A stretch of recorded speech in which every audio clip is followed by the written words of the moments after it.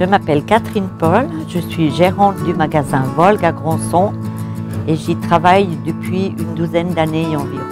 Grandson n'est pas seulement connu pour son château, son lac et ses endroits touristiques, mais nous avons aussi un petit secret qui se passe dans les forêts. Nous allons chercher les truffes. Je m'appelle Alain Celetto, je suis surveillant de la faune de la région de Grandson. J'ai toujours été dans la nature depuis tout petit, c'est pour ça que j'ai choisi ce métier. Et il y a quelques années, je me suis intéressé à la truffe, ce champignon sauvage de la région. Et forcément, mes connexions avec la nature m'ont beaucoup aidé dans la recherche. Alors dans la région, naturellement, il y a des truffes, il y a toujours eu des truffes. Il y a quelques personnes qui y allaient il y a une quinzaine d'années en arrière, mais c'est vraiment un secret bien gardé que personne ne voulait vraiment partager. Donc il a été difficile les premiers temps de trouver des truffes, trouver des endroits, et sans l'aide de mon chien, ça n'aurait pas été possible.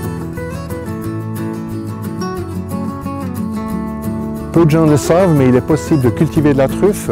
Il suffit de planter les bonnes espèces d'arbres avec lesquels vivent en symbiose les truffes, comme le hêtre, le chêne, le noisetier. J'ai fait le pari il y a 2 ans de planter 160 arbres et j'espère que d'ici 5 ou 6 ans, je vais récolter les premières truffes sous mes précieux arbres. Je profite de ma pause de midi pour aller aux truffes et forcément, je n'ai pas trop le temps d'aller au restaurant pour manger le plat du jour. Alors je profite aussi du magasin Volgue de Grandson. C'est vraiment une chance d'avoir un petit magasin comme ça dans le coin et de pouvoir aller acheter son sandwich. Et je profite aussi pour prendre le paquet de pâtes qui ira très bien le soir pour faire les truffes. Ici, chez Volgue, nous avons la chance, pour les amateurs de truffes, d'avoir les produits qui l'accompagnent, comme la crème du village, comme le fromage du village, et un excellent pain de l'artisan.